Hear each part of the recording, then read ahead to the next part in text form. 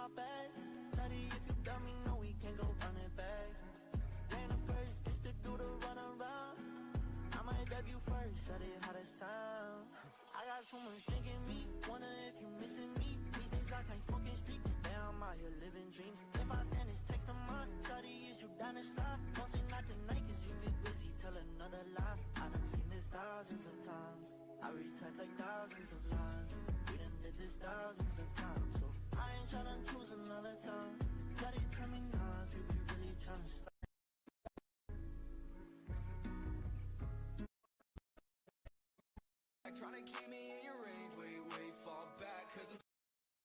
I can't wait for the face-offs tonight. You know, you're also doing security as well.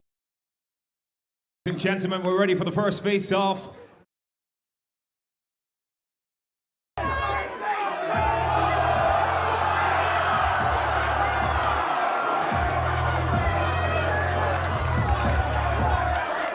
Wow.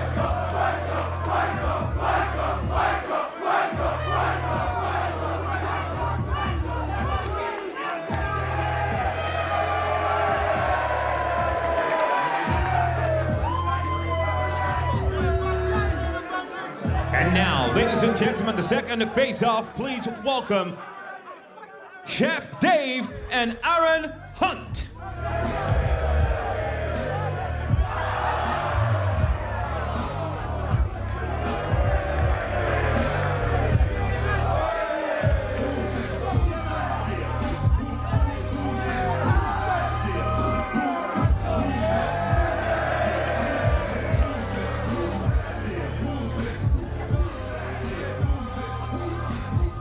All right, fellas, I know that you both are friends.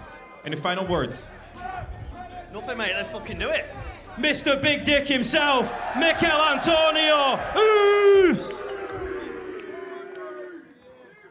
Chef Dave and Aaron Hunt!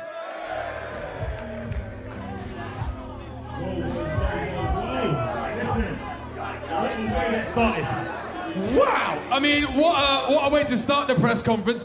I mean, there was some fireworks there at the end. I mean, those are fights that I think some of us thought might like lay under the undercard, but wow, Tommy and Pulley kicking off. Hey, listen, Tommy and Pulley shows they've got real beef. There's real malice going on between those two.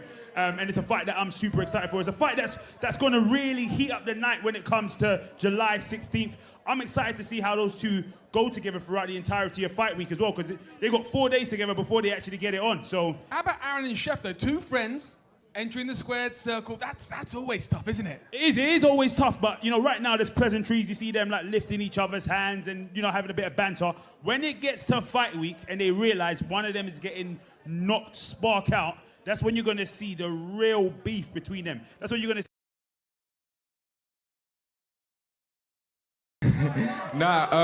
I know Bennett was through the roof, but talk to me. How's that feeling going to come together on July 16th in this place? Skills, he's got a lot of power, he's got good defense, and he has his chance to rise to the occasion right now. But you know what? This is the fun of this entire tournament.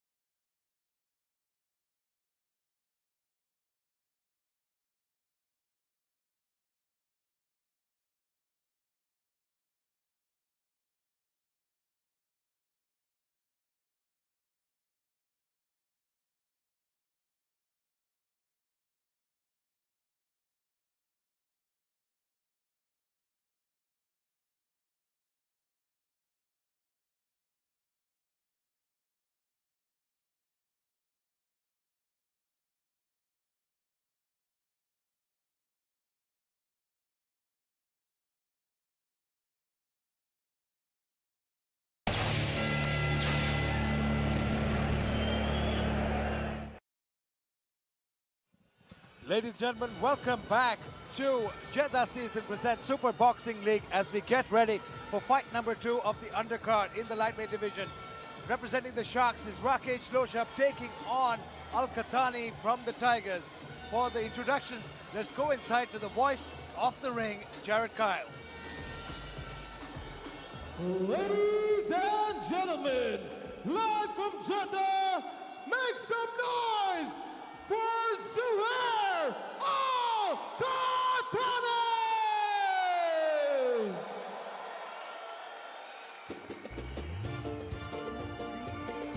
Introducing from the Jeddah Tigers, Zuhair Al-Qahtani makes his way to Saudi Arabia. The Arabian Warrior steps into that ring, and Nick, I'm waiting for this one. Can't wait. The Arabian Warrior, aka Triple Z, I find to be one of the more likable characters in boxing today, but do not let his lighthearted and goofy charisma fool you. This man is an up-and-coming professional who takes the fight game very seriously. Training under Richard the Secret Williams at Miguel's Boxing Gym in South London, Al-Qahtani has developed very solid fundamentals that he and his team are constantly building upon, and thus far in his career, nobody has been able to crack the code of this tank of a lightweight fighter. He works well behind his jab, using it to set up punishing body shots on the inside, and has the head movement to be able to work his way into the pocket and do damage once he gets there. He's powerful, he's very good defensively, and is ever evolving the finer arts of the sweet science. And within an abundantly large extended family living here locally in Saudi Arabia, he has a plethora of support behind him here tonight. Al-Qahtani making his way to the ring, and you know what? He's a seasoned veteran. He's been trained overseas and been living in England. He is, like you said, a really, really charismatic character. He's hilarious, but you know what? Tonight is all business. And now, making his way to the ring, Rakesh Lochab!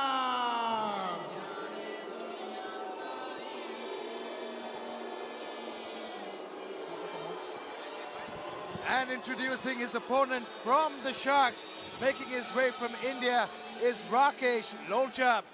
Rakesh Lochab, no stranger to the Super Boxing League, as he had a couple of fights in its first season in New Delhi. Lochab is a very fun boxer to watch perform. He's almost always loose when he fights, stays light on his feet, and loves to reach all the way back to the Pacific Ocean to wing fast, looping hooks, and overhand lefts. Like that. And he does not discriminate with location for these punches either. He has an equal appetite for body and head shots, and when they land, they do damage. Indeed, he does like to sit down on the shots, but let's quickly go to the tail of the take. Lochab from the Sharks takes on Al-Qahtani from the Tigers. Both fighters weighed in approximately the same weight. A slight reach advantage goes to Al-Qahtani. Ladies and gentlemen, first we introduce the red corner, weighing in at 61 kilograms and standing at 5 feet 7 inches tall, hailing from Saudi Arabia, representing the Jeddah Tigers, the Arabian Warrior, Zuhair Al-Qahtani!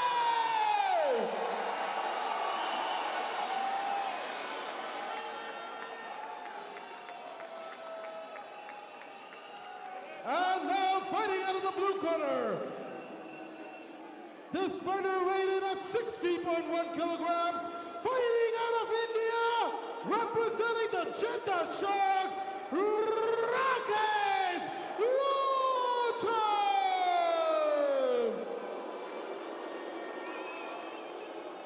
Ladies and gentlemen, as the action begins, a referee for the fight, Ikeda Pisedo. Instructions in the corner, okay? I wish you both good luck. Touch gloves. You know what? The first thing I'll say was the sea of boom. You can clearly know, we clearly know now the crowd's in Al-Qahtani's pocket. Yeah, he says he has a very extended family here in Saudi Arabia, and they all showed up here tonight. I'd imagine so as we get started for this lightweight contest. And oh wow, here we go. They go straight to work. So this fight is going to be a battle of range. I think Lochab needs to try to keep this on the outside and use his slight reach advantage Triple Z is going to try to get on the inside, use some slick head movement. He's going to work behind his jab a lot, and he's going to see if he can overpower Lochab on the inside. Good. Oh, huge left hand. Connects. You know what? We said this about Lochab. Lochab might be straightforward, but he sits down.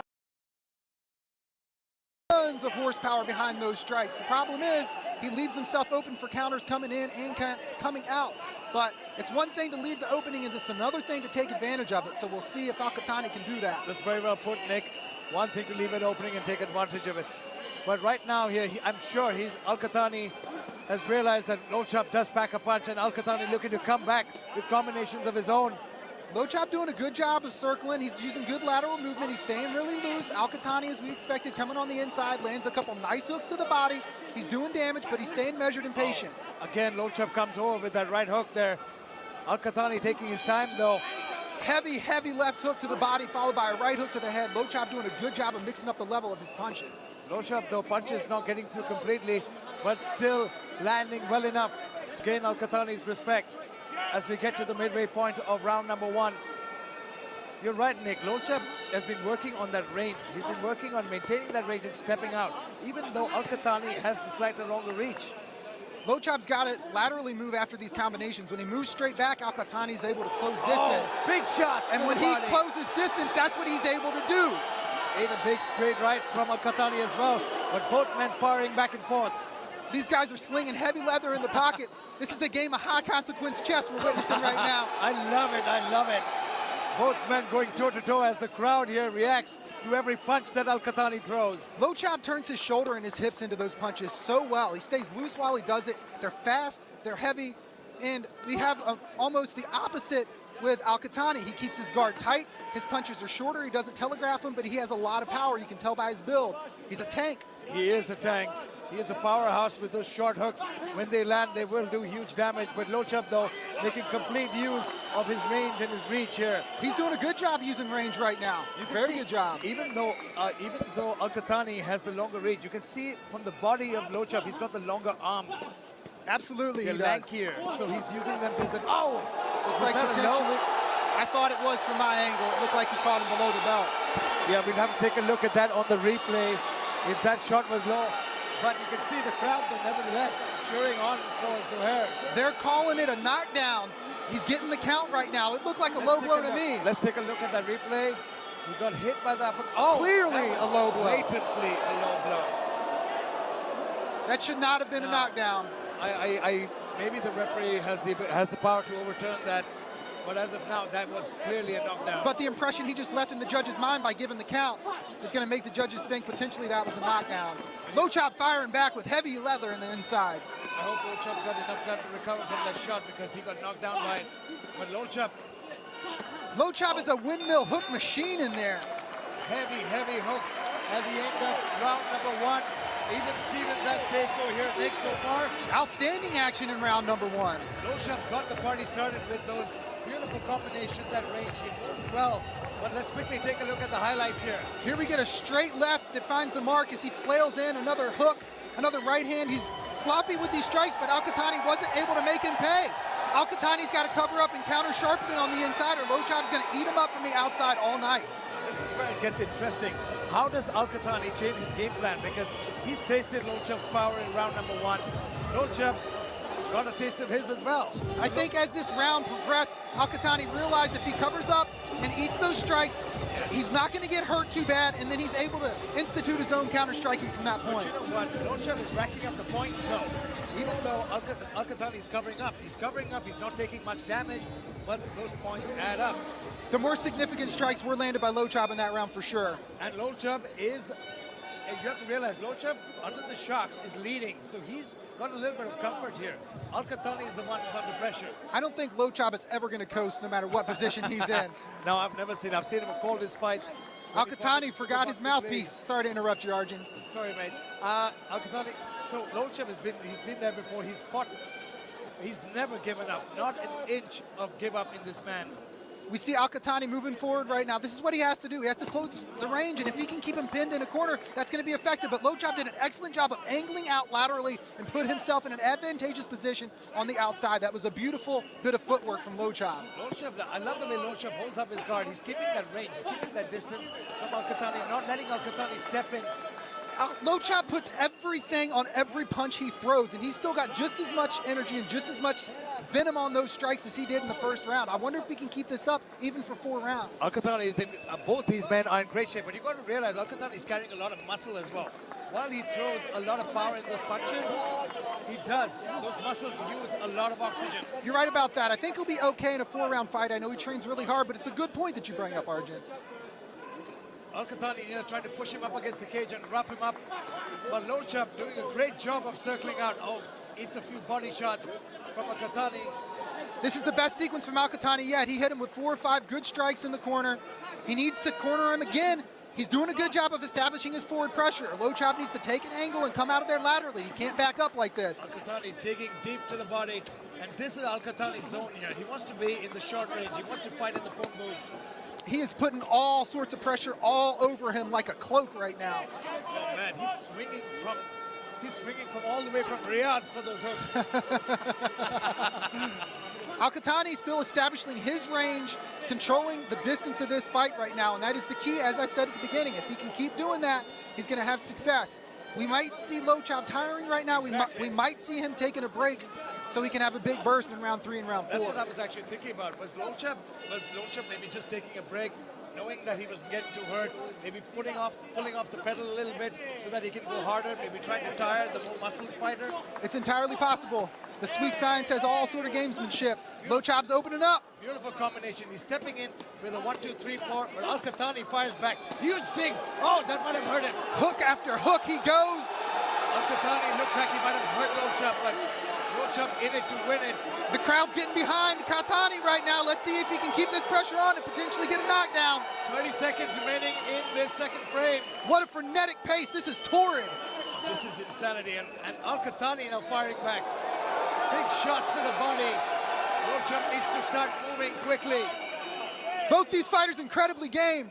What action we have in front of us in the second fight here at Red Sea Fight Night. Fans and commentators getting treated right now. Qahtani is opening up, going to the body, mixing it up to the head, changing levels nicely. And we noticed now, oh, you know what? That's the end of the round, but we noticed at the end of it, Lochab had his mouth wide open. He was breathing hard. Those body shots have done the damage. You're right about that, and that you do not want your chin dangling when you've got a tank and an animal in front of you like Qahtani, unleashing heavy hooks. Speaking of those hooks, here they are, wading in on the inside where he needs to be, mixing up to the body, to the head. Oh, it's just brutality after brutality. Al-Qahtani turned that around, Nick. At the end of the round, he just hurt Lochab. Beautiful, sharp inside hook. This is the problem with Lochab's looping hooks. He cannot get them there first. Qahtani went on the inside with sharp, tight, compact punches, is able to get there and do damage. He's able to get his defensive guard back quicker too. Yeah, Lochab needs to go back to what took him to the dance in the first round. He needs to maintain that range. Absolutely. Stick that hand out, keep that distance and land from outside that box, because the minute you step in to Al-Qahtani's world, he's going to make you pay. Every single time. Those beautiful digs to the body, those hooks, those punches, and at the end of that round, we saw the head opening up. And Al-Qahtani started landing some big shots to the head. He did indeed, and the pace and momentum of this fight has completely swung into Al-Qahtani's favor. I would say they're one each so far, but these third and fourth rounds are the deciding factor. Nice stiff jab from Qahtani. Beautiful stiff jab here, but Lochab, though, looking to get out of the way. He can't let Al-Qahtani bully him in the corner here. Al-Qahtani's defense on the inside is so good. He turns into punches to block them, uses that to load his hips and come back with counters. Referee admonishing him for a shot to the top of the head or the back of the head. But Lochab gets a breather here by stepping into the center. He needs to establish that range again. The only way he's going to keep it is if he moves laterally. He cannot move straight back. No, but Nick, I think Al-Qahtani did a lot of damage in that last round to the body. He's not moving as nimbly as he was. You're right about that. And Al-Qahtani is digging over and over. Lochab looking for the ref to potentially call a low blow, but that was clean. That was right in front of us. That was super clean. That's not a good sign that Lochab's looking for the ref to give him a break right now. You know, that's the first sign of being hurt. Lochab did return with a nice hook, and he did that from pivoting out from the inside of that pocket. He's got to pivot and then release his strikes. He can't throw straight back with Katani right in front of him. But the thing is, Katani at this rate is just walking him down now. Lolchab isn't cutting angles. He's not doing anything to keep him at range. He's not. I think that those body shots to the body and the arms are really getting to Lolchab. That's a good point. Even those heavy hooks on the inside of the arms are going to slow down your ability to punch, even if you're just hitting them on the tries and buys. And Lolchab is down just winging those hooks. And Al-Qatani staying tight as ever. That was a beautiful left hook on the inside. He clipped Lolchab's chin. We heard those shots. I can hear those ribs cracking from here. Katani is relentless in his attack right now. You know what? We might just see a body shot stoppage here. Huge left uppercut. That was almost like a bolo punch he caught him with. Man, and Al-Qatani shakes his head saying that didn't hurt him one bit. What a war we are witnessing. And Lolchab has some sting. He's got some fire left in him, no doubt. But those shots, I will repeat myself, ladies and gentlemen, those body shots will do damage all night. Lolchab switching it up to a little shoulder shell defense, doing a little Philly shell, seeing if he can find a way to deflect some of these shots at Katini. It actually was a little more effective than his prior defensive tactic. He's opening back up, but again, look how low he's getting. His body is tore up right now. Al-Qatani's done the work, even though he landed that big uppercut that came in. But still, Al-Qatani in charge here. In 20 seconds remaining in this third round. And it's looking that we're going to go to the fourth and final. Katani's slowing down a little bit too. As you potentially predicted, can Katani with that bulk keep up this pace for all 4 rounds? And I'm not sure that he can, looking from what we see right now in front of us, RJ. Yeah, the output that he's put out in this third round has been incredible. I think he might have outstruck Lolchab 20 punches to 1 easily. But let's take a look at the highlights here, Nick. We've got a jab, followed by a cross and a hook. None of those got through. A 1-punch counter by Katini that collects, or that hits him just above the belt. Here we see the labored movement of Lolchab as he comes on the inside. That was a legit strike. It was not a low blow. And again, Katani just going to work on the body, banging the body drum, building up that equity. Another counter that misses from Lolchab at the end of that round. I love the way he smiled, though, after that shot. He's like, is that all you got? Yeah. And then, you know, a lot of fighters, we say this in fighting, a lot of fighters, when they smile, is an indication that the shot might have hurt them. But he went straight back to work. He did. His eyes were absolutely focused. They weren't foggy. He went straight back to work and made Lolchab pay. You can see by Lolchab's body language here. I mean, he's a warrior, but there's only so much damage you can take to the body. No doubt. Fourth and final round, sign of respect. Both fighters touch gloves as we get ready for this lightweight contest. Zohair representing the Jeddah Tigers, taking on Lolchab from the Sharks, and the Sharks are leading 3-0 so far. Katani opened up with good pace again. Maybe that break in between rounds is all he needed to come back out and put a stamp to a potential victory. Lolchab just connected with a beautiful counter. Man, he wings that uppercut, does Lolchab. He really does, he really does. And like you said, rightfully so, Nick, Zohair is in his range, in his perfect range. He's got shorter hooks, so he does far more damage. He's getting there before Lolchab. Lolchab making a good adjustment, though. He moved laterally to get off the ropes just now instead of trying to counter strike with Katani in the pocket. He's losing that battle every time. No, I think, like we said, he needs to go back to the range fighting. He needs to pick his shots from the outside, because inside the pocket, it's a losing battle with Zohair. Lolchab looking for the ref to step in again. You got to stay focused on that maniac in front of you, winging hooks at your head and body right now. Like you said, he's getting so low, he can't take more shots to the body, but that just opens up the head for Al-Qatani. Plus, it puts him in a horrible position to counter. I mean, Lolchab just tried to dig one of those hooks to the liver of Katani, but he's got almost nothing left. He's pushing all of his punches. He's got no more whip on him. You're right, Nick. There's no torque underneath those. And Al-Qatani, though, here, you know, we thought he might slow down, but he's fresher than ever. He's just picking his shots now. Yes, he is. He's controlling the range. I mean, that's what this bout is all about. And Lolchab, though, you can see mouth open, bringing those punches. There's no quit in this kid. but you can see he's hurting with those shots. Here's another thing too. The discipline of technique right now is in the favor of Al-Qahtani. He's tired as well, but he's keeping his hands up. He's getting them back to his chin to cover up defensively in the pocket, and that matters greatly at the end of a fight. That's a great point, Nick.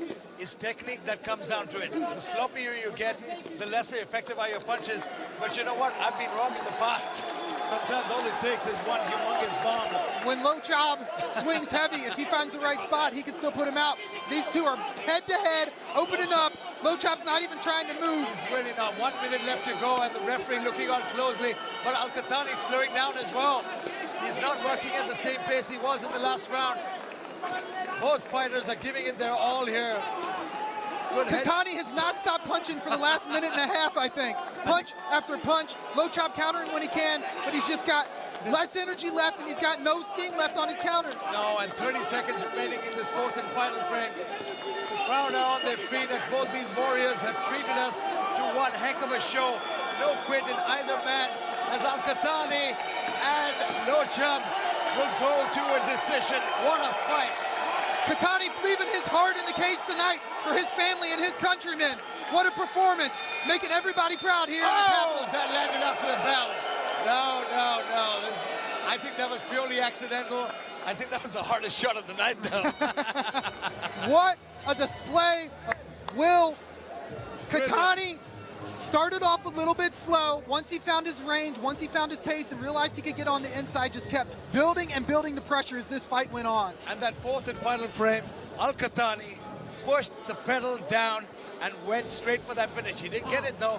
But Nick, talk us through the entire highlights now. We've got Qahtani again countering with hooks and covering up. That counter from Lochab got through a little bit but didn't do much damage. Again, the defensive discipline on the inside from Qahtani allows him to counter more efficiently, allows him to counter more frequently. Lochab trying to come back with some strikes of his own, but at this point just had nothing left in the tank to do any damage.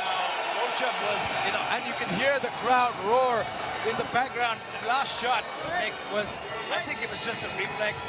The fight was over. Nothing intentional. Nothing intentional, absolutely. Royalty in the house here at the Prince Abdullah Stadium in Jeddah, in the Kingdom of Saudi Arabia, and they've been treated by Al-Qahtani.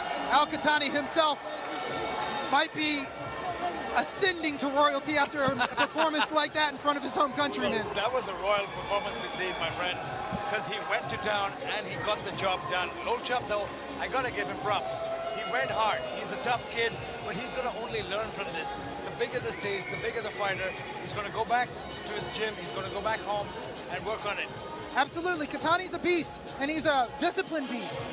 And until you've been in the ring with somebody like that, you don't realize sometimes the glaring holes that you might have in your technique. But Lochab did not give up. He was game the whole time. And when he was at range and cutting angles as opposed to moving straight back, he got some good work done. So there's some good things for him to build on here tonight. That's the mettle of the Super Boxing League fighters. They never give up, they never quit, and they always go back to the drawing board. But let's go to Jared Cull inside the cage for the final judge's decision. Ladies and gentlemen, after 4 rounds of action, here at King Abdullah Sports City, we go to the judges' scorecards. Judge Mauricio goes about 40-35. Judge Rene goes about 40-35. Judge Ingos goes about 40-35, declaring the winner by unanimous decision, the Arabian Warrior, Zuhair Al-Qahtani!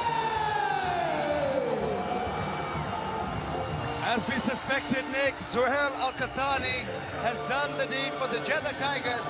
That brings them both up to 3 points apiece. The Sharks and Tigers in the second undercard bout are now even. What a feeling Qahtani must have right now in front of his home countrymen. He's talked about having the weight of the Middle East on his shoulders. He was actually the first professional fighter from Saudi Arabia ever. So this man feels like he's carrying this country, and I can only imagine the exhilaration he has going inside his body right now.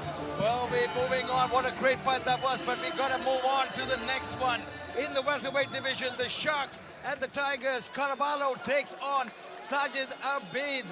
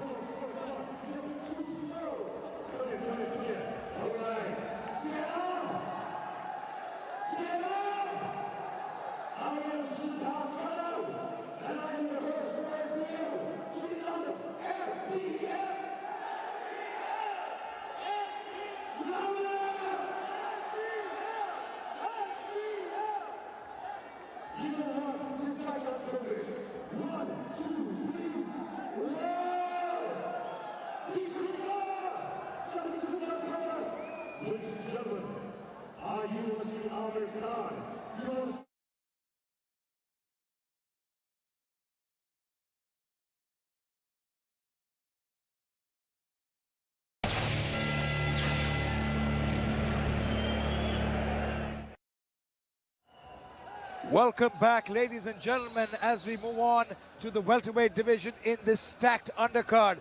Caraballo from the Jeddah Sharks, the problem, takes on Sajid Abid from the Tigers. For the final introductions, let's go inside the ring to Jared Kyle. Ladies and gentlemen, make some noise for Sajid Abid!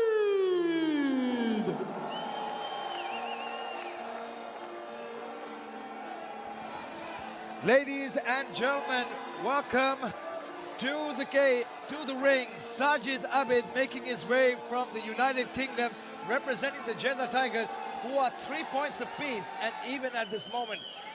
Every now and then when you're studying tape on a boxer for the first time, you come across someone who has some tangibles that make you go, whoa, this is a gifted fighter with great potential.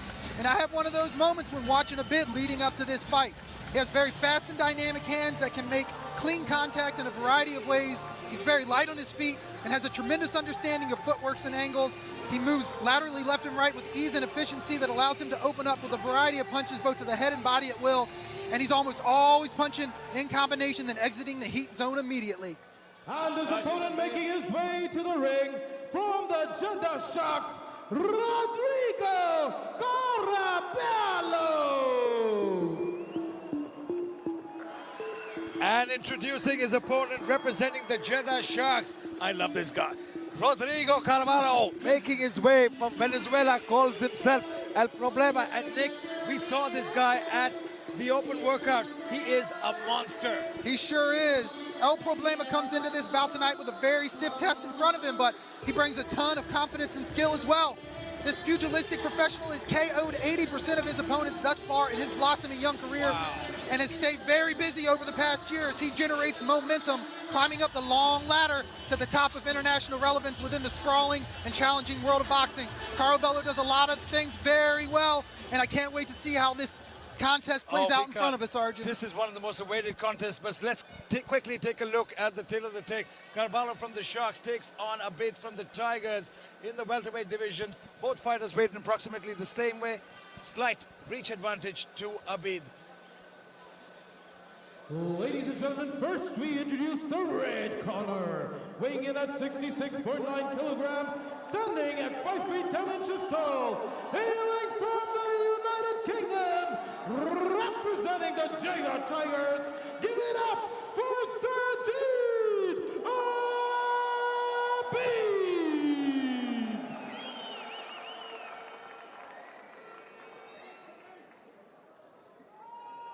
And now, fighting out of the blue corner, this fighter stands at 5 feet 10 inches tall and weighed in at 66 kilograms, fighting out of Venezuela, representing the Jeddah Sharks.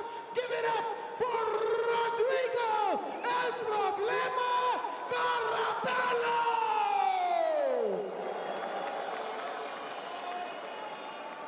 Ladies and gentlemen, as the action begins, a referee for the fight, Ingo Barrabas.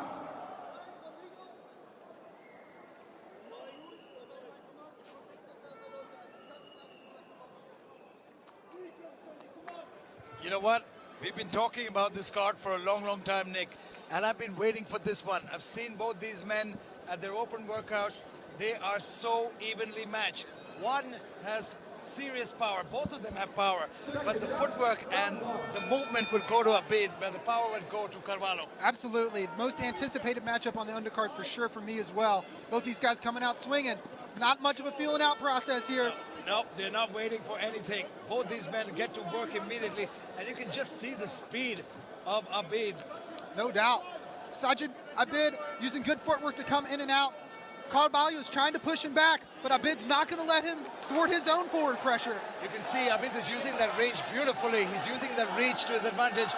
But you know what? Caraballo, El Problema, loves to get inside that pocket.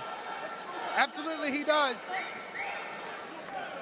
The lateral movement of Sajid Abid is going to be his best friend in this fight. He does a really good job of punching, moving back and moving to the side. These guys are throwing heat in the pocket. That was a slip. That was a slip, ladies and gentlemen. But you know what? He knocked him back with a straight, beautiful jab and a hook. the power that Carvalho brings is a game changer. Sajid Abid just ate a huge overhand right, and it looked like it didn't phase him at all. This man has got a chin, but it also looks like he's slowing down for a bit to collect himself. He felt the power for the first time, and he didn't like it.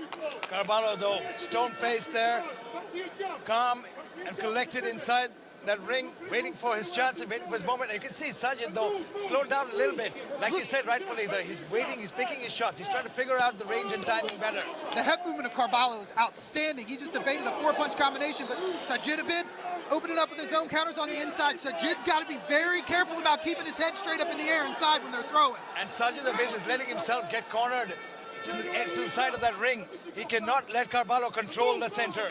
Nice uppercut hook combination. Punches and bunches from Sajid Abid every time he opens up. That's what you want to see. And he's got really good defense as well. He gets his hand back to his chin so he doesn't leave himself exposed. But again, he's got to keep his chin tucked. He can't leave it dangling. Absolutely, Nick. As Carvalho looking to close that distance and land those sharp hooks to the body and the head. Abid, though, staying patient, keeping that distance like you said, but brutal shots. Both men connect here. What an exchange on the inside. Carvalho opened up with 4 hooks in a row. All of them landed. But you see, that's when Carvalho does his best work, when he's got you pinned up against the ropes. He's looking to land that big shot after those body shots. Sajid Abid seems to get a little impatient with his footwork on the inside. I think he's feeling a little overwhelmed from the pressure of Carvalho. He's never faced anybody like this in his career. Nope.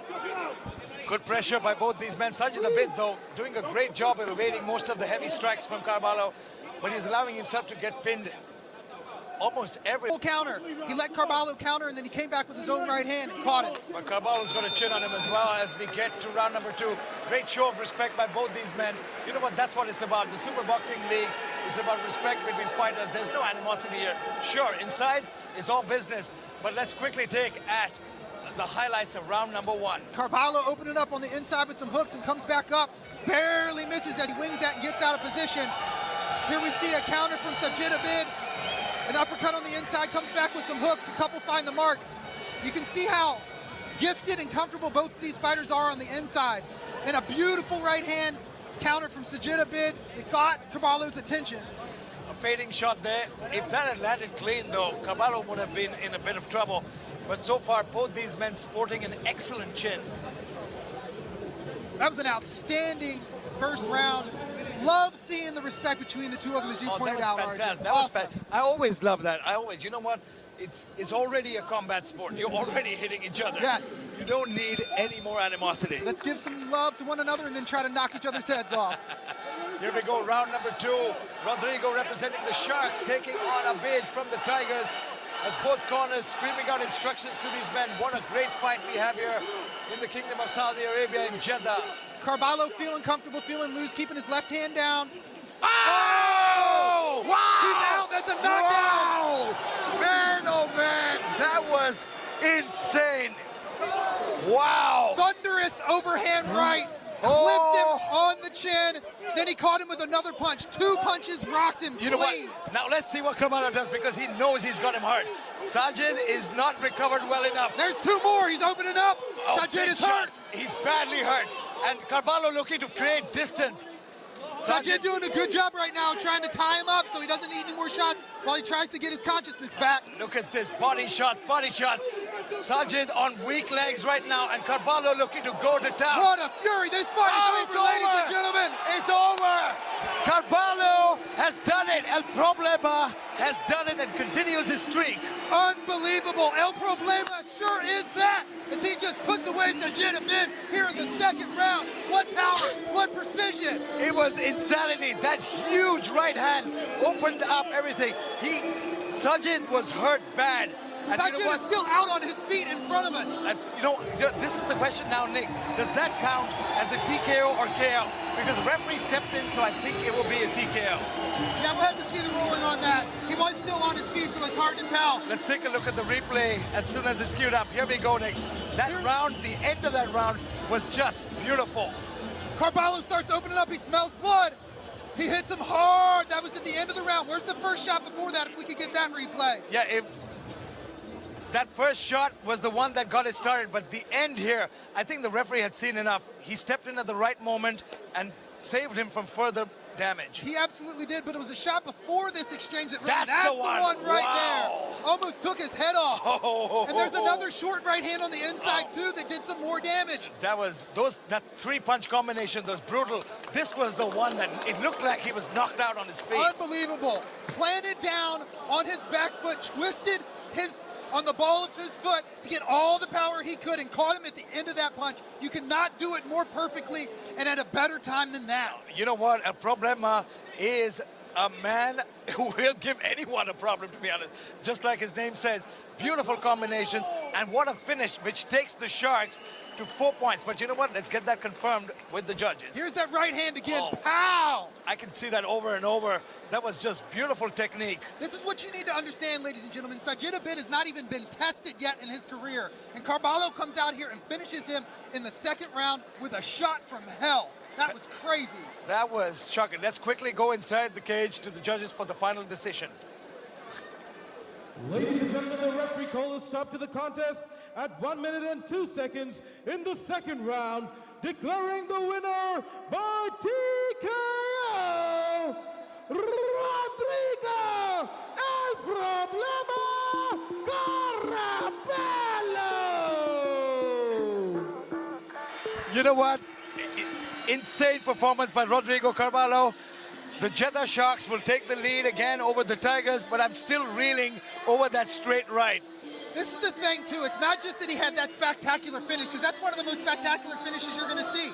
But it's the fact that he did it on the biggest stage of his career. This is an international stage. This is being televised everywhere, and he just put on the performance of his life.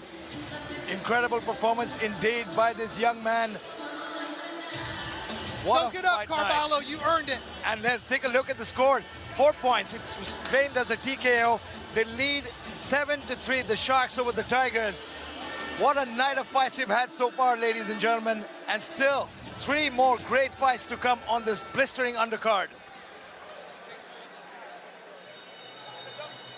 Here we go to the next fight in the middleweight division. Abdul Jalaiddin Fatah for the Jeddah Sharks takes on Kyle Lomote from the Jeddah Tigers.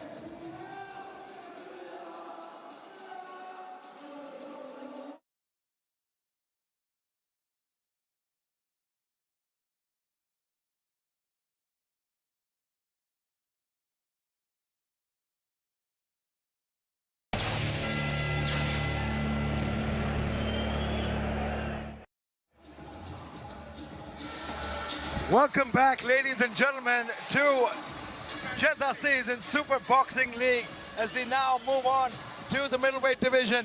Abdul Jalaiddin Fatah from the Jeddah Sharks will take on Kyle Lomote from the Jeddah Tigers. For the final introductions, let's go inside that ring with Jared Kyle. Ladies and gentlemen, making his way to the ring, Kyle Lomote!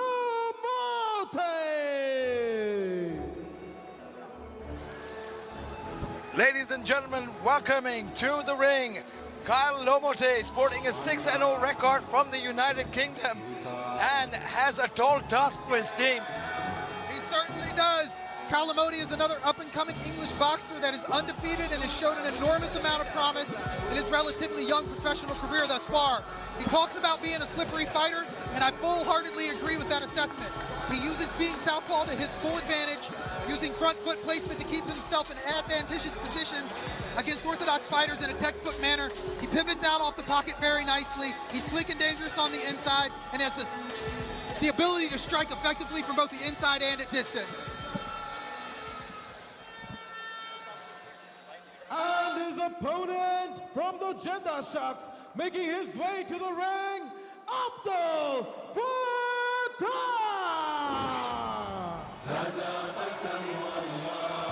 From the Kingdom of Saudi Arabia, welcome to the ring, Abdul Jalaiddin Fatah, proud Saudi fighter representing the Jeddah Sharks, who are in a super advantageous position here. Yes, they certainly are, and they've got their man Abdul Fatah. He has a large portion of the Jeddah public on his back here tonight, as he's the only fighter on this card who currently lives and trains here locally in this beautiful Saudi Arabian city. Along with Zuhair Al-Qahtani, who we just saw, Fatah was the first born Saudi boxer to actually box professionally inside the kingdom, and I can promise you that he's going to step up to this challenge tonight. We'll find out soon enough as we move to the tail of the tape. Abdul Jalaiddin Fatah for the Sharks takes on Lomote from the Tigers. Both fighters weighed in approximately the same weight.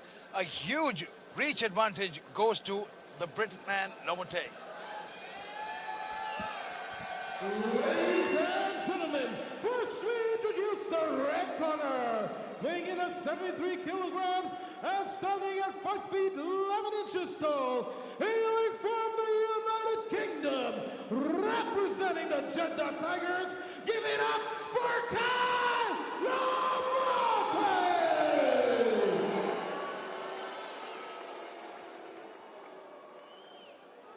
And his opponent fighting out of the blue corner. This fighter stands at 6 feet 1 inches tall and weighed in at 72.4 kilograms.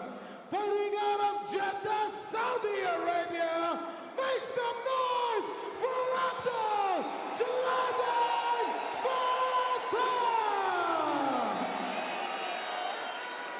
Ladies and gentlemen, as the action begins, the referee for the fight, Mauricio Rinaldo.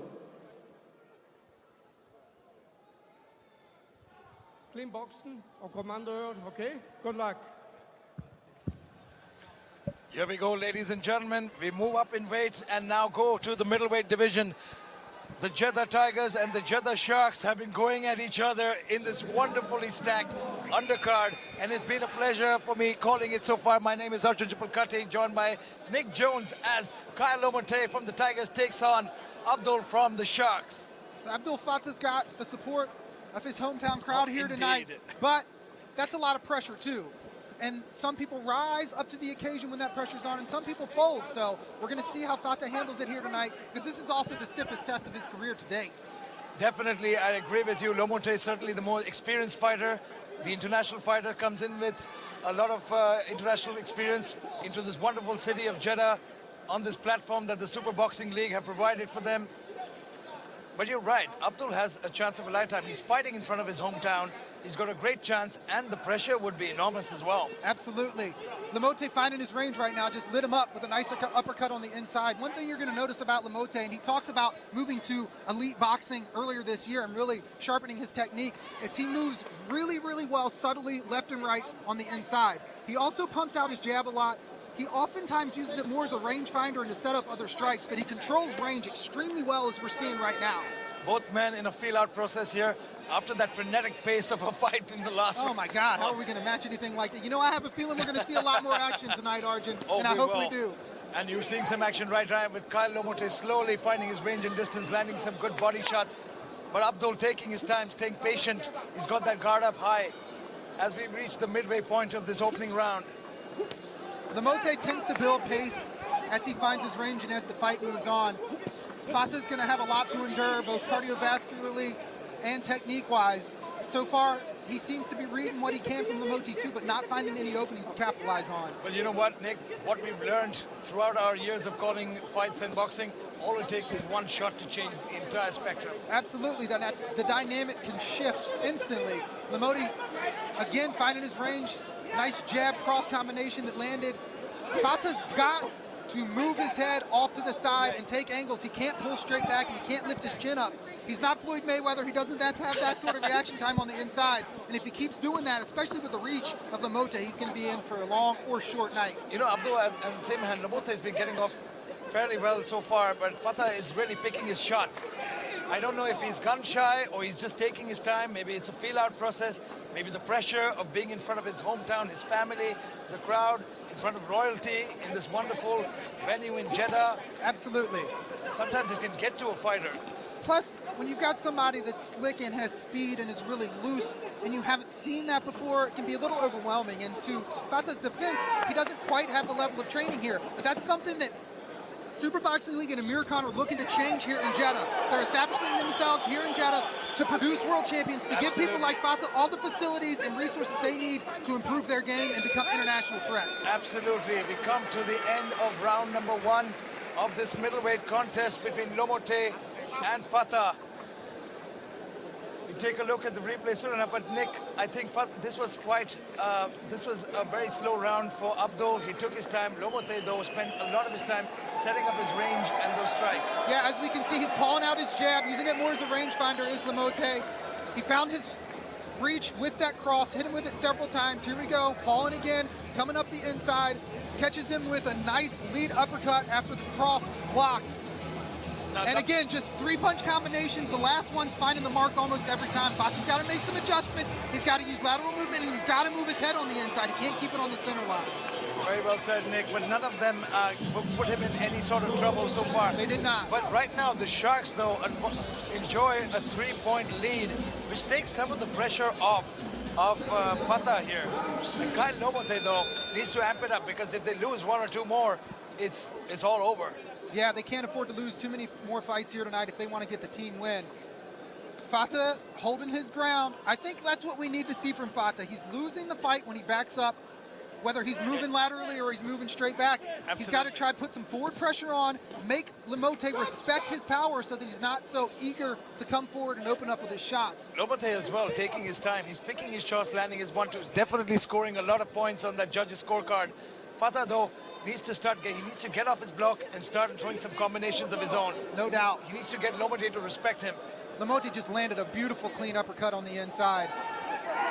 Fata trying to come over with the right hook of his own, but Lamote here, nice right hand.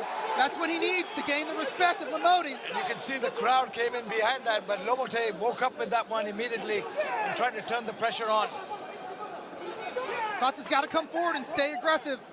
And that's, a shot like that, a combination like that only gives a fighter confidence. That's absolutely right. He's going to open up far more, and he will shrug off those nerves. Another thing that Fata's got to do as well is he's got to keep his lead foot to the outside of Lamote's. Every time Fata starts to move right, he's giving up the offensive and defensive angles that Lamote's making him pay for.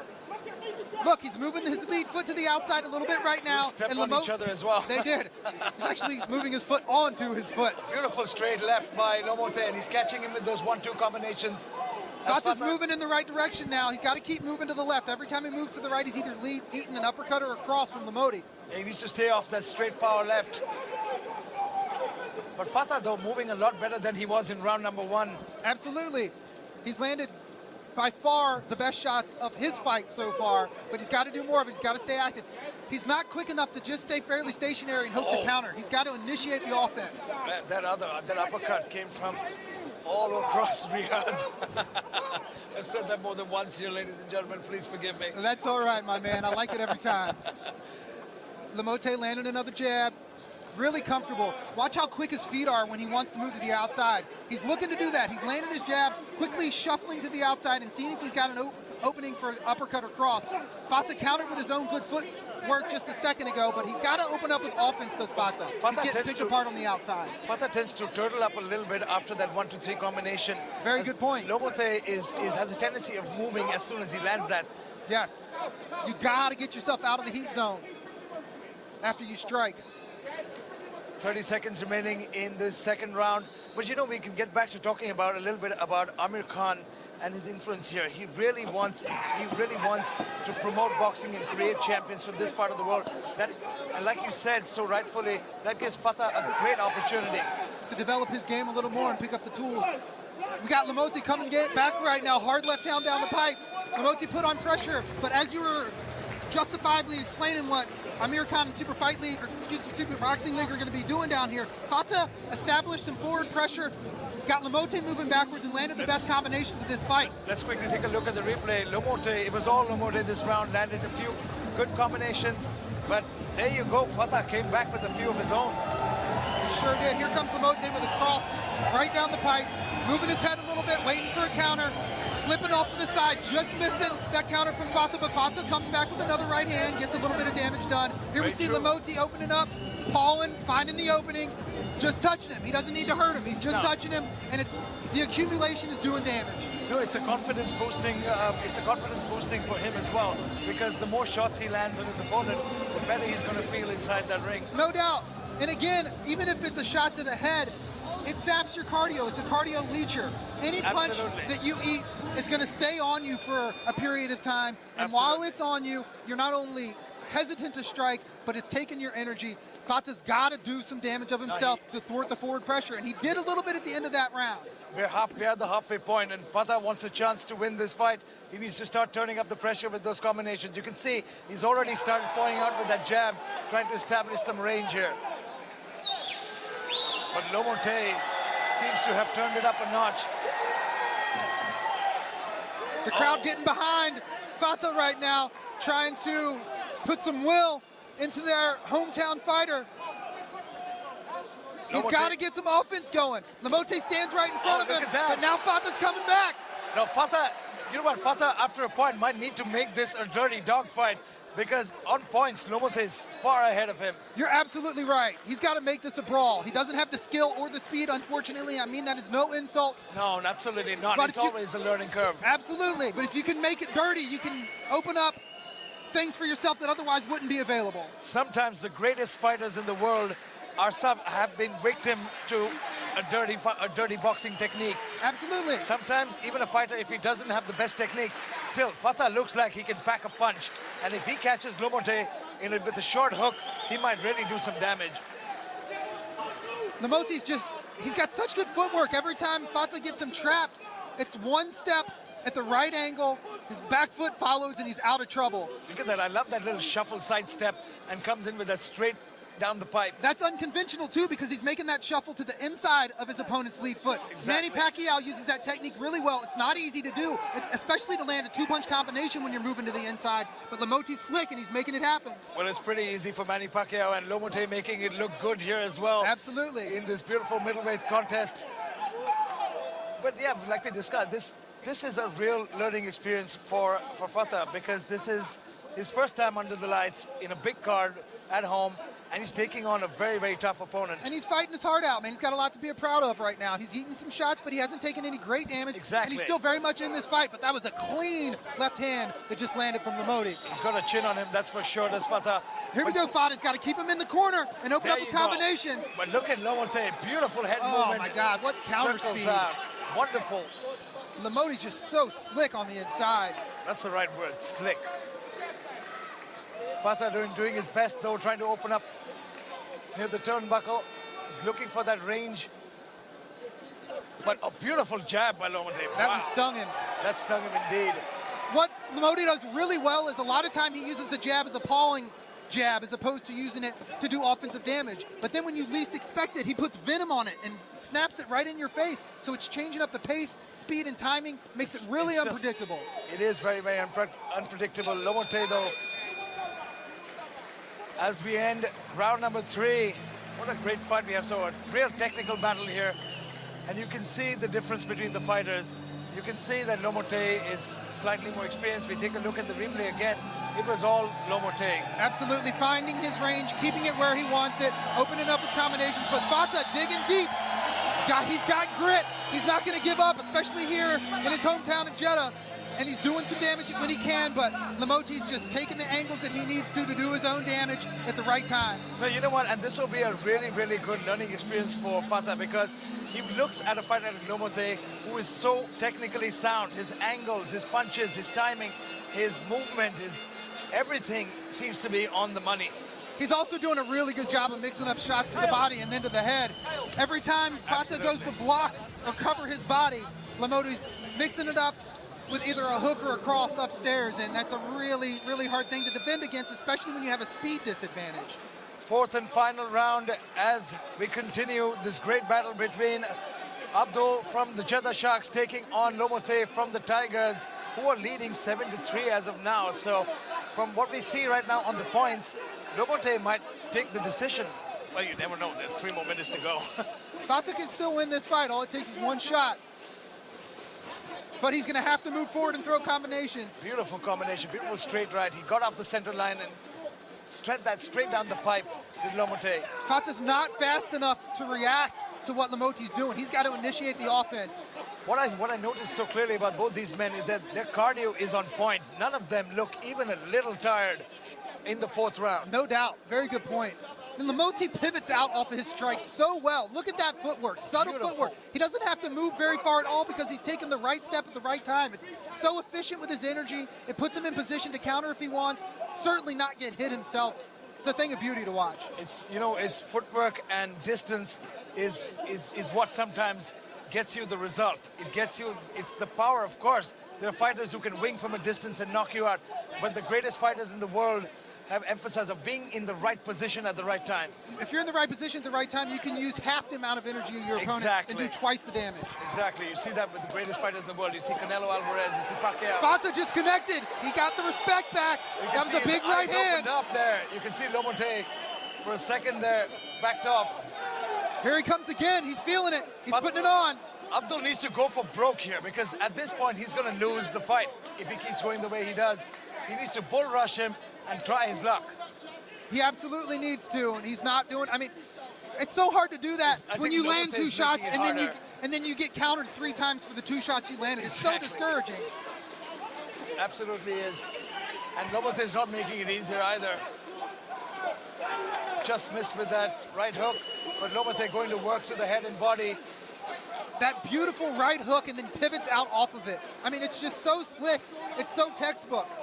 Fata's got no answer for it. Shot to the body by Lomote. And now how he controls that range. Beautiful, beautiful footwork. That's the angles I'm talking about, man. Unbelievable. Fata's got grit. He's coming after him. He's not going to give up until the referee calls a stop to this fight or the round ends. There's no doubt about that. A little more than 30 seconds remaining in this 4th and final round. But Lomote just seems to be in the groove. Combinations and circles out beautifully. Look at that. I mean... Yeah, he's too elusive. Yeah, he is. He really is. But Fata, those hanging in there. He's a warrior. He's staying in it. And he's putting on a show for his fans at home.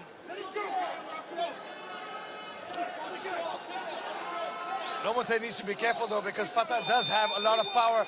But we end the 4th and final round, and you can see the crowd is appreciating the performance. A few boos in the audience for Lomote, but, you know, that's how the sport is. No doubt. And regardless of how they feel about Lomote personally, got to respect the skills that he just displayed in front of us. Fata has a lot to be proud of. He fought his heart out in here. He was just outclassed by better fighters. We watch some of the combination work, some of the slick movement of Lomote throughout this fight, controlling the distance perfectly. Even when he's back up, when he's backing up, he was able to do damage. Fata able to block some of the shots coming through, but when you got such a speed disadvantage, it's impossible to move forward and not eat strikes. And you know what I noticed after the first round, when he felt he got a taste of Abdul's power, he decided a more slick approach. He was more fleet-footed, he was cutting better angles, he was in and out, didn't give Fata a chance to plant down and land the power shots. Yeah, no, it's such an advantage to have when you've got footwork and speed. And you can tell, I mean, Lamoti's been training with a higher level of opponent than Fatah has, and that forces you to be slick to survive. But that's what the dream plan was by Amir Khan, is to get the right facilities, get the right centers, get the right trainers into this wonderful country and promote the sport. And it's already happening. And it's already happening in the Super Boxing League. Absolutely. Gyms are already opening up everywhere. The process has begun, and what a way to get this kicked off here tonight. It's been a wonderful undercard so far, and great crowd here. A lot of people supporting the sport. But let's quickly go inside the ring for the final decision. Ladies and gentlemen, after 4 rounds of action here at King Abdullah Sports City, we go to the judges' scorecards. Judge Ingo scored the bout 39-37. Judge Aguido scored the bout 40-36. Judge Rene scored the bout 40-36, declaring the winner by unanimous decision from the Jeddah Tigers, Khan Lamote!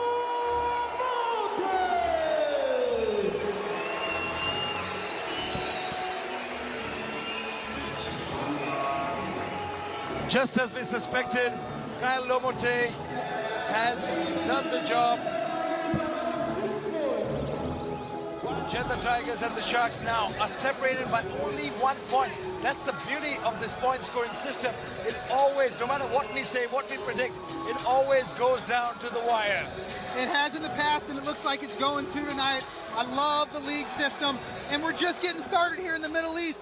We've got some action that's already rolled here tonight, but I cannot wait for future events, and there are going to be plenty of them to come for Super Boxing League here Absolutely, in Saudi Arabia. my friend. This sport is massive, and it is only growing. You can see the evidence in front of us. The crowd loves it as we move on to the second middleweight bout in this wonderful undercard. Michael Hennessy from the Jeddah Sharks will take on the warrior, the Afghani Tyson, Farhad Hasratzada from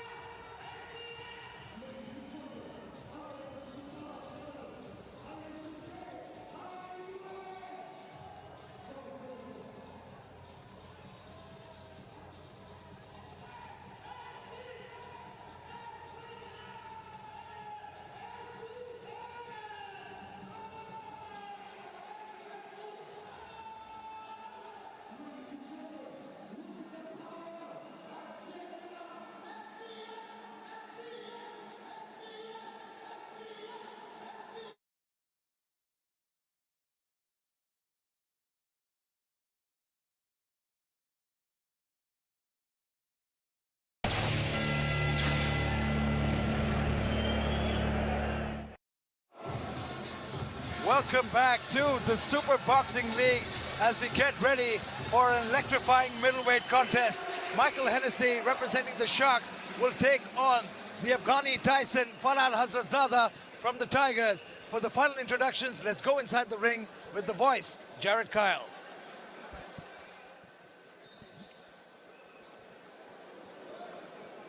Jeddah, make some noise! Nasradzada!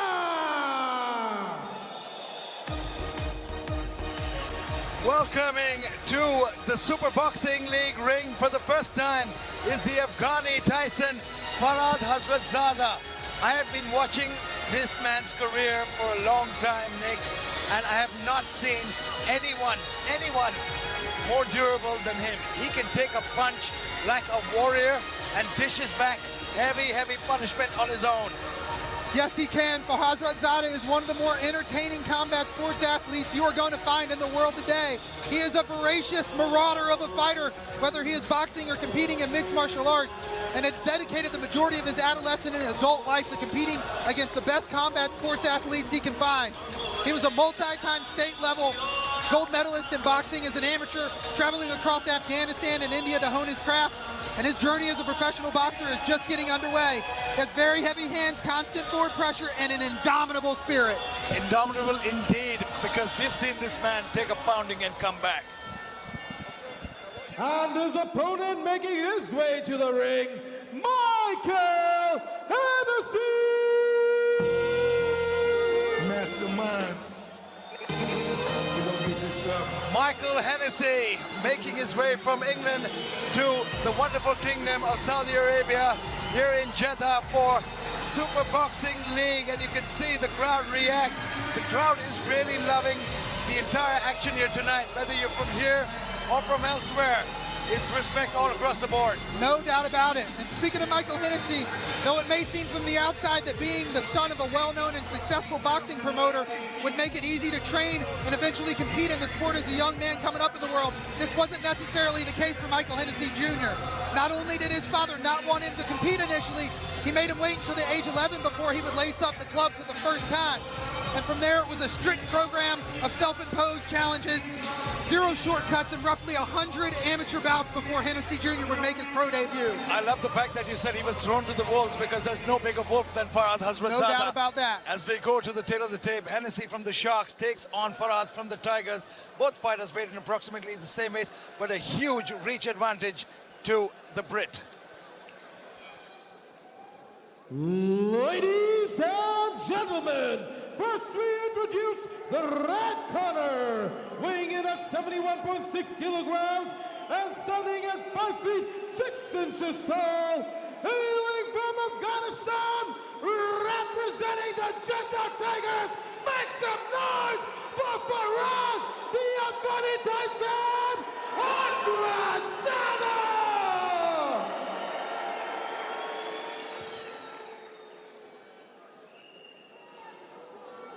And his opponent fighting out of the blue corner. This fighter stands at 6 feet 1 inches tall and weighed in at 72 kilograms. Fighting out of the United Kingdom, representing the Jeddah Sharks. Give it up for Michael Hennessy!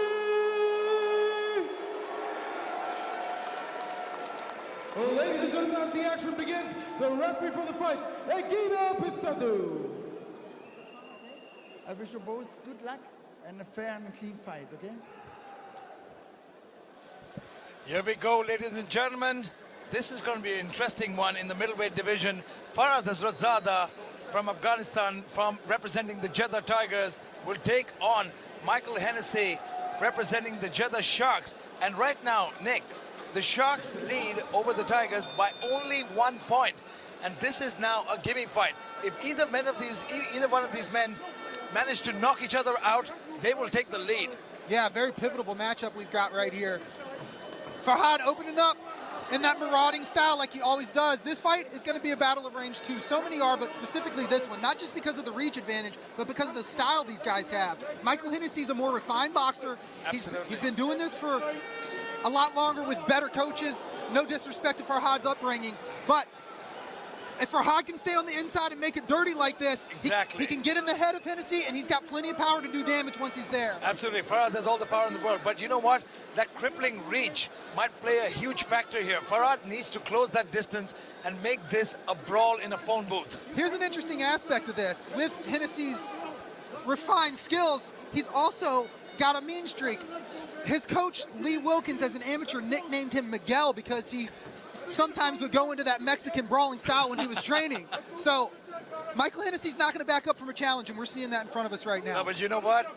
You never know, because we've seen Farhad Hazratzada in the phone booth, dirty boxing plenty of time, and this man's chin has held up under 4-ounce gloves in mixed martial arts. Yeah, he's got granite in his face.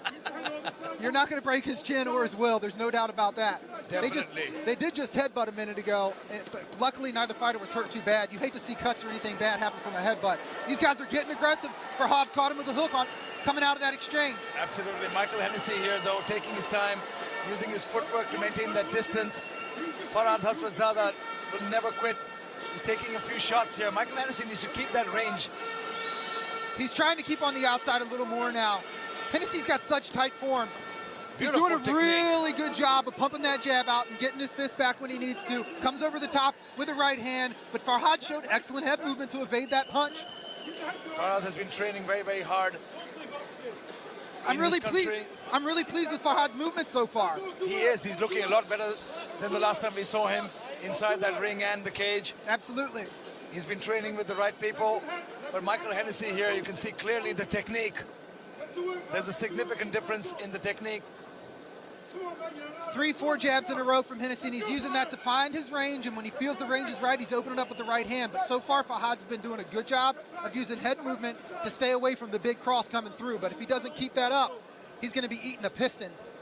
Farhad, though, taking his time here. 30 seconds remaining in this opening round. Like you said, he is showing some good movement, but he's wading in, he's jumping into those strikes. He is. But he's moving his head after he misses with his strikes, so he's not there for a counter. He's got to keep doing that. But Hennessy's slick himself. He's not eating much of anything right now from Farhad. Hennessy staying very, very patient, very, very calm in this situation as we come to a close of round number 1. A battle of skill so far. We'll see if it turns into a battle of will as this plays out. It just might. You know what? Most battles that Farhad Hazratzada has turned into a battle of attrition, because that man will drag you into deep waters. With these 4-round fights, somebody like Hennessy is going to have a lot of cardio to keep up. As we look at some of the replays right here, Farhad doing a good job of tying him up and then letting go, trying to land hooks. He's making it dirty, using the technique that he can to land some shots on the inside. But Michael Hennessy Jr. has been doing this since he was 11 with top-level boxers. You're going to be hard-pressed to put him in a position he doesn't have the correct offensive or defensive answer for. Absolutely.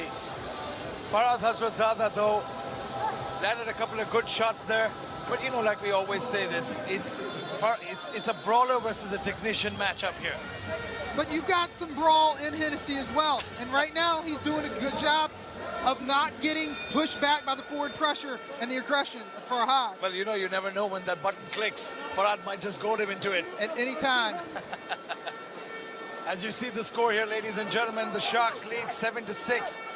As we go to the bottom of this wonderful undercard that we've had here so far, the Tigers trail by 1 point, but TKO or KO here will seal the victory. Farhad winging some heavy hooks on the inside, but none of them quite finding the spot he wants him to. Now, he's not covering enough range. Hennessy is so far away. He's hitting him away from a block. Hennessy just caught him with a stiff jab coming in. That's why Hennessy keeps pumping out these jabs. It's the best weapon you can use to stop somebody coming straight in, trying to knock your head off your shoulders. Absolutely. You catch him with a stiff jab, it stops their momentum, and it certainly makes them question whether they want to come back in if you're anybody but Farhad Hazratzada. Yes, absolutely. There's no more jabs that can stop Farhad Hazratzada. But you know what? This is a different fighter. This is a different ball game altogether.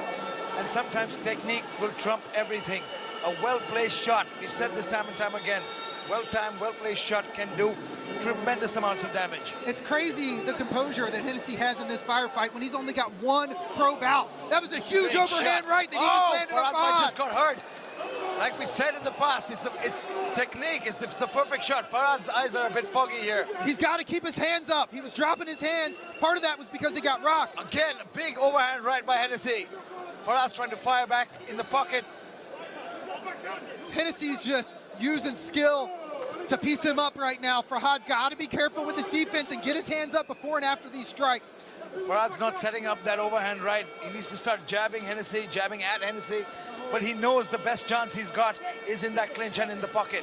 One thing that Hennessy's doing really well is he knows that Farhad's going to be waiting forward with hooks every time he comes in. And because of that, he slips his head forward so that the hooks are wrapping around the backside of his head. He doesn't have to worry about catching any of them clean. Hennessy doing a good job avoiding damage here. The rare jab from Farhad Hazratzada. It touched him. It was more like a leaping jab, though. Yes, it was. Michael Hennessy staying calm as ever in the center as we are less than 1 minute in this second round remaining. Oh, comes over with the big left. And you can see there, Michael Hennessy looking to tag him back. That's an overhand right that's got a lot of malicious intent on it. He caught him on the side of the head. That's the same one he caught him clean with earlier. And Farhad's leaving that opening there, and Hennessy's starting to time it. He's going to have to make an adjustment, is Farhad. Well, he might be turning into Miguel any moment soon here. He's not getting intimidated at all, and that's saying something for a young fighter in their second pro fight. Definitely not. He's showing incredible composure. Oh! Huge combinations. 1, 2, 3, 4. Both fighters landed in that exchange. Wow, what a finish to that round. And Farhad, though, didn't blink an eye. Game as ever, as we expected. Now, this is the incredible thing here. When you land, if you're Michael Hennessy, you cracked him clean so hard. Let's see if we see some of that here in the replays. There comes Farhad, slapping, waiting those overhand hooks. He's not getting in right position to even put any horsepower on him. Here comes an overhand right that finds the mark. He landed that punch several times in this round, and he's starting to find the range for it. Here comes another one. That was the start of that combination. Michael Hennessy, just perfect technique, and this is where he went to work. Boom, boom, boom. Again, the same technique. They're not always landing, but they're landing at a high percentage.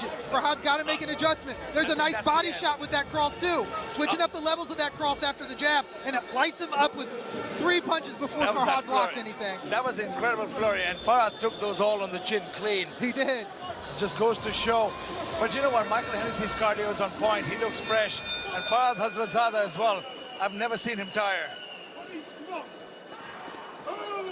Hennessy doing a good job circling out, taking his head off that center line. A little more purpose in that step of Farhad Hazratzada, who realizes he might be trailing in points. Man, that jab is I know. money, I was just about to talk about that. So stiff, so quick. He's able to throw 2, 3 in a row with lightning fast speed and accuracy. Very impressive stuff from Hennessy. Just a great job. It's incredible thinking this is just his second pro bout. I know, man. What a bright future. I mean, this is one enormous test he's got in front of him right now, regardless of the size disadvantage. Farhad's heart and will compensate greatly for anything he lacks in size in this matchup. I couldn't agree more. We've seen Farhad take on bigger opponents. We've seen Farhad take on more skilled opponents, but not for a second was there an inch of quit in him. Farhad's opening up with some nice, tight combinations on the inside. He's keeping his feet underneath him, and he's not leaning his head down. He's keeping a more appropriate range, and because of that, he landed some better shots. It's a good adjustment he's making. You can see his coaches yelling out, screaming out. Mohammed, his head coach of the Tigers, screaming out instructions at Farhad. Good counter left hook from Farhad. He's starting to find his range, and then a right hand clips him. Farhad's starting to get aggressive. He's starting to feel the energy. Farhad is feeling it here. He's trying to turn it around here, and Michael Hennessy, for once, is starting to back up. It's that overwhelming pressure that Farhad puts on you again. Lands a short hook of his own. It does look like Hennessy's starting to tire from dealing with this insanely aggressive fighter in front of him, and lands another slapping left hook coming out of the pocket. This is Farhad's MO. He comes at you, and he will keep coming at you with huge hooks. And Farhad right now is definitely putting some pressure on that young man. Will not move backwards for a second. Just doesn't, man. That can be ridiculously intimidating. He even has malicious intent with his footwork, not just with his hands, man. This dude's out to do damage, and he's the nicest guy you will ever meet in the world. It's crazy the switch he's able to turn on. It's ridiculous. Once he's inside the ring or that cage shuts, he's a different animal. Wow. What an exchange there again. I'm not sure what the mouthpiece flew out. That's why the ref stopped the action. Oh, yeah, Farhad lost his mouthpiece. Sorry, ladies and gentlemen, I thought that was the end of the round, though. But no, what a round. We've just got a little less than a minute to go in this third round, and I would say Farhad has turned it up. Let's look at the replay here. Headbutt. That was a bit of a headbutt. No, that was the left hook that knocked it out, though. Clean left hook. Farhad did blink an eye, though. Never does. Here we go, action cut. That was a bit of a headbutt though, I think. That's going to happen when you got two people coming at each other like these gentlemen in front of us. These are not so gentlemen in front of us right now. But yeah, the action continues. 30 seconds remaining in this third round. Michael Hennessy, though, looking to send out that stiff jab. But you were right. You know what? His style is super frustrating because he keeps coming at you. He keeps coming at you, and he will land these short shots. Yeah. His cardio is insane, too, to be able to keep up this pace. Incredible. Michael Hennessy tried to make him work, but you can see there his technique, though. His hands are by his waist now. He's just winging, doing everything he can to try to get some momentum going back his way. Farhad did a better job with some combinations midway through in this round. Absolutely, and you know what? I feel the tide is turning because I think that Farhad might have won this round. It was a very close one, but it's entirely possible. Here we see Farhad come in with a jab to cross combination. Nothing lands clean, but keep throwing until that hook lands at the end of that 5-punch combination. We see Michael Hennessy setting him up with some range. Farhad waiting on the inside, actually catches him with an elbow. Yeah, that looks like a bit of an elbow. As he's coming forward, throwing the kitchen sink at him, literally. But you know what? Farhad Haswatzada has controlled the center far better this time. His footwork looked a lot better, and he was aggressive. I think that talking to by his coach helped a lot in this third round, and I think he knows that he lost his first 2 rounds. Absolutely. He might be looking to make up that deficit. Sorry to interrupt you. One of the things he's got to do is when he comes in the inside and gets in range, he can't dip his head and put his head into his chest. He's got to keep that close range with his head slightly up and chin tucked and throw tight combinations. Michael Hennessy again with that triple jab, trying to establish that range. That worked beautifully for him in the first 2 rounds. But Farhad Haswatzada making this a dogfight. Oh, big left hook. Beautiful left hook. Both men landing again. I got sweat flying all over me over here from these shots bouncing off each other's heads. Beautiful combination by Hennessy there. Lands one to the head, goes multiple times to the body. Nice step to the left and pivot off of that left check hook. He caught Farhad with it and got right out of range. Farhad showing some good head movement of his own there, slipping that jab perfectly from Hennessy. Warning about grabbing the glove. Beautiful leap-in left hook from Farhad. That's been working for him all night since the last round. Beautiful shots. He's landing. You know, and I like the thing about Farhad. If he can't find your head, he's going to hurt you anywhere else. He will hit your ankle, your elbow, anything he can put his hand on.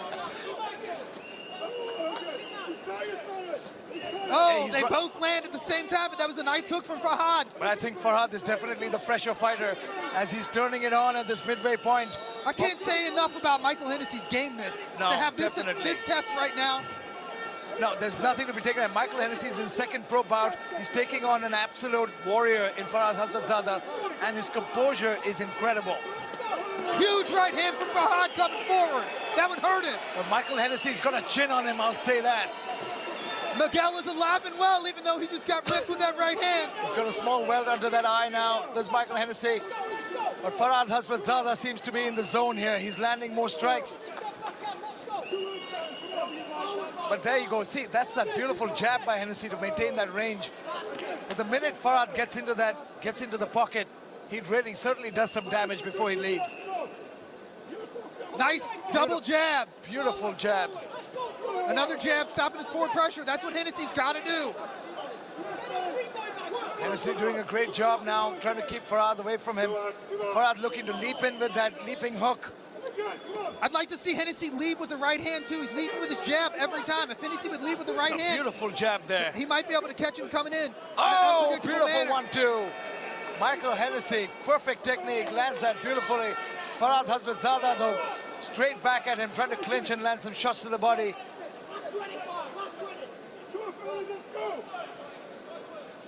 20 seconds remaining in this fight as both these men have given it their all.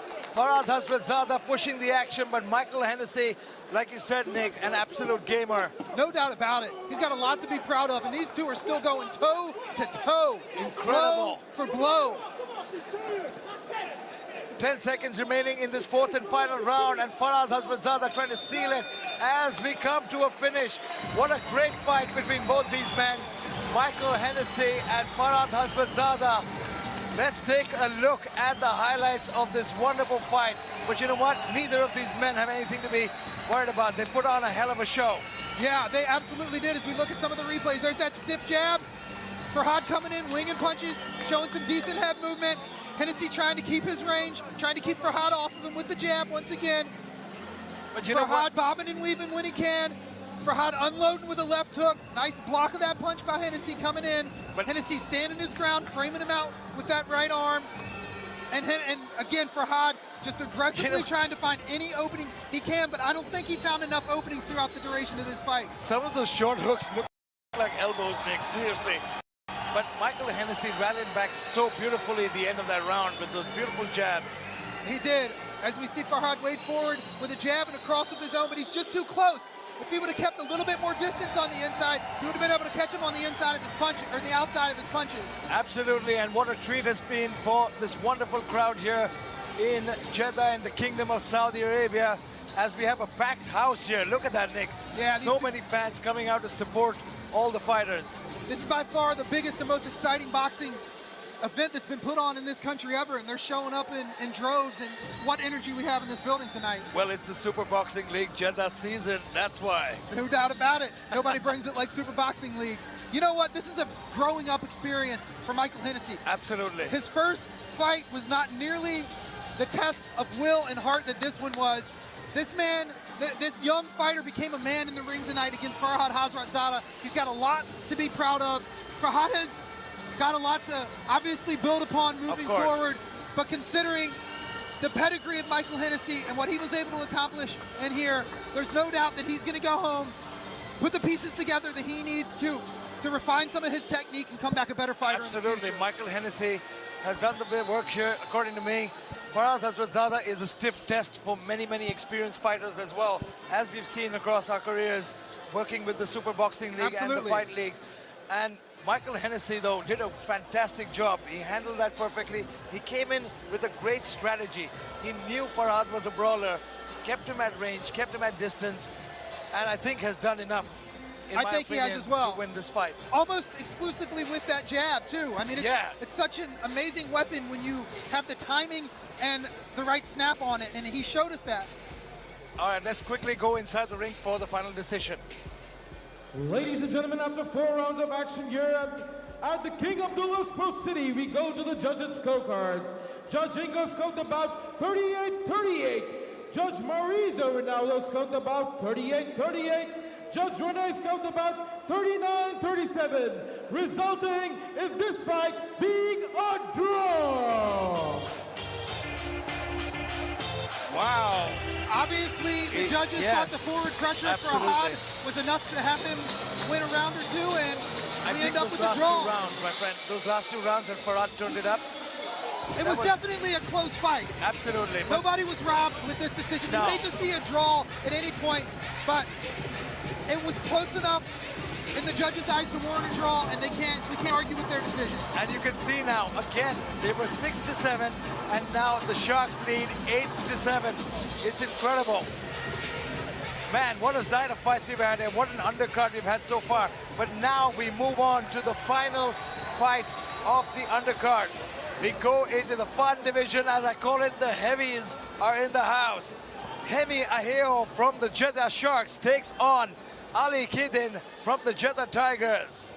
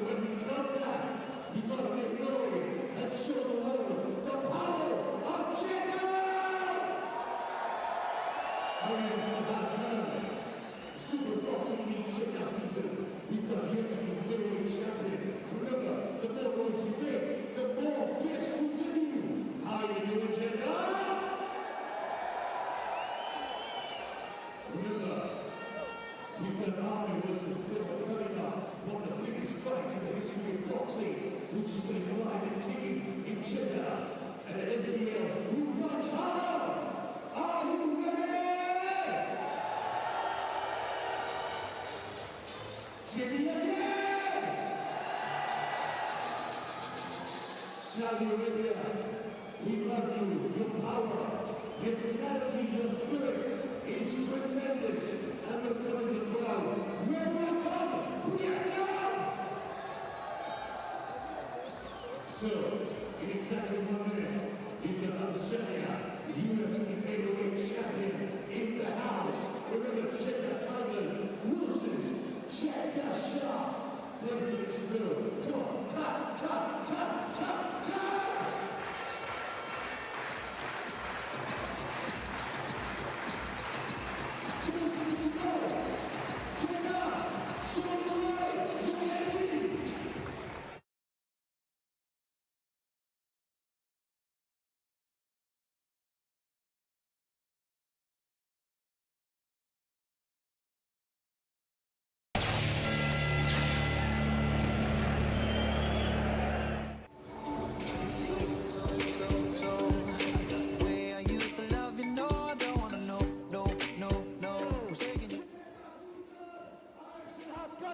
Feel the energy of Jeddah. Thunderous round of applause. Come on! We are live across 200 networks. The world is watching us.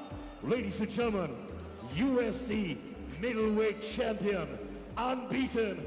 I present to you the superstar, Adesanya! How you doing, man? How you doing? Look at the power of Jeddah. The crowd is so powerful. Give him a yeah!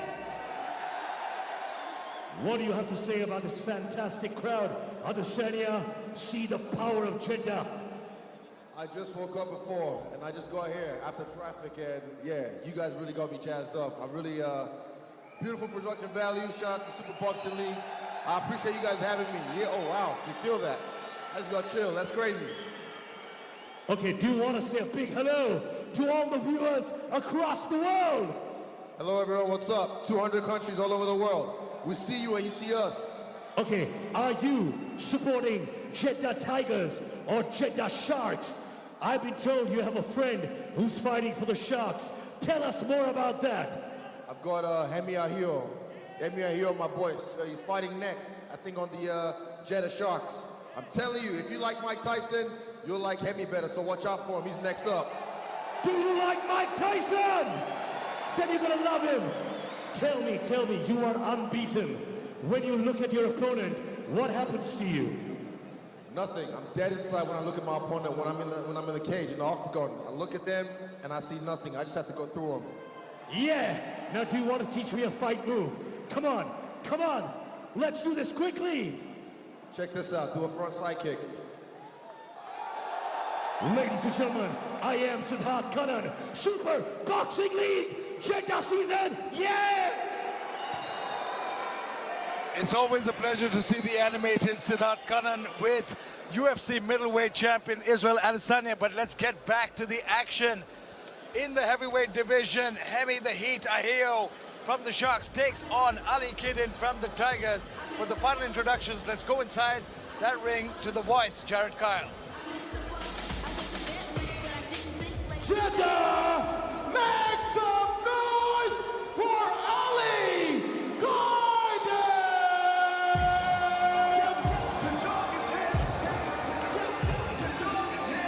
Makes his way all the way from Germany